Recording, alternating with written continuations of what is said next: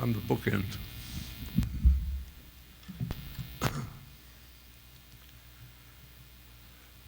I've been listening to all the speakers, just as you have. You by now have surely some sense of the abundance that made up Phil Levine. Funny stories, sad stories, teaching.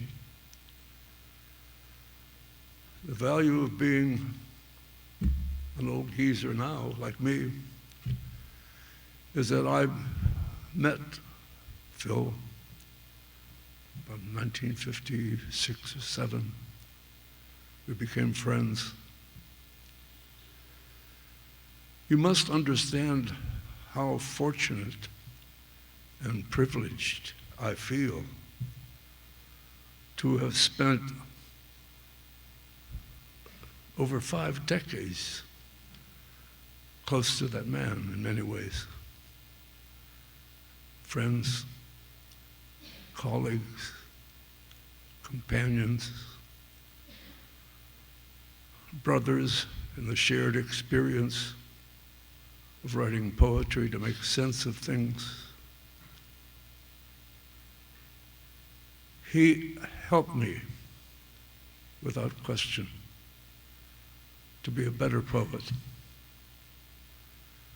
And he helped me to see more deeply into the human spirit, not only my own, but of others.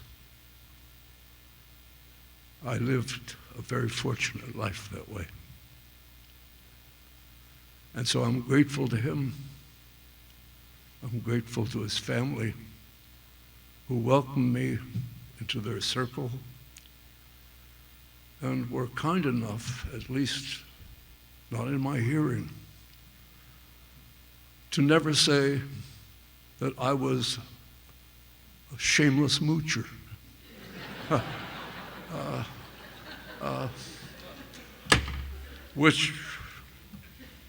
Which of course is quite true.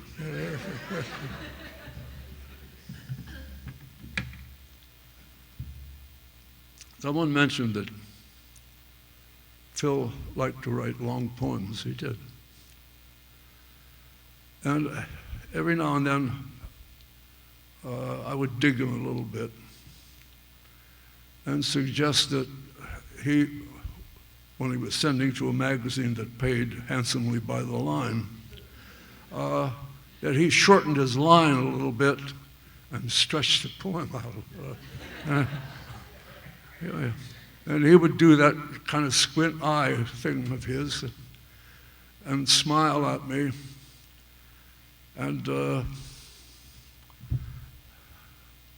from there. I, on the other hand, preferred to write short poems. And so when I sent to magazines that paid by the line, I tried to pad things by counting the value of the year's free subscription that the magazine gave poets, which was often more than I got for writing the lines of the poem. So I'm going to read a relatively short poem, which I think summarizes a great deal of what's been going on. And that's the value of coming at the end of things. It's like a good teacher. He lets his students do all the work. Philip Levine, 1928, 2015.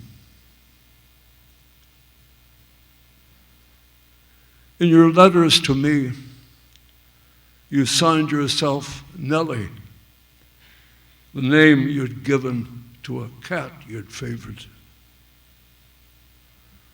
Touching, I thought.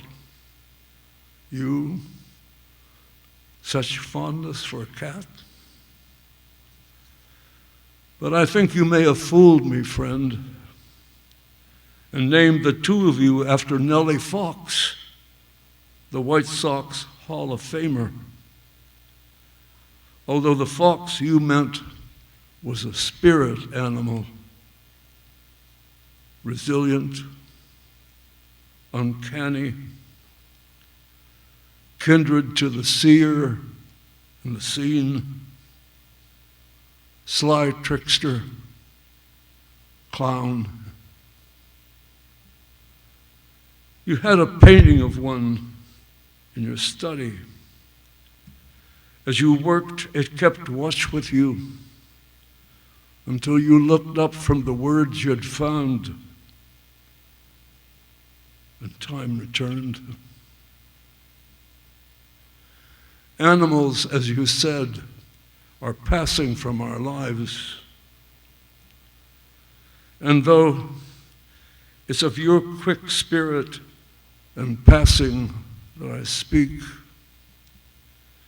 it seems fitting that I think of you now as a fox hightailing through a stubble field.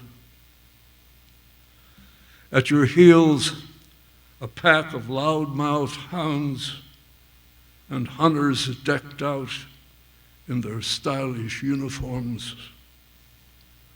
You running just fast enough to let them think they have a chance at you. Then, game weary of their brass announcements and theatrical airs, you slip into the gathering shadows of the woods, laughing your ass off.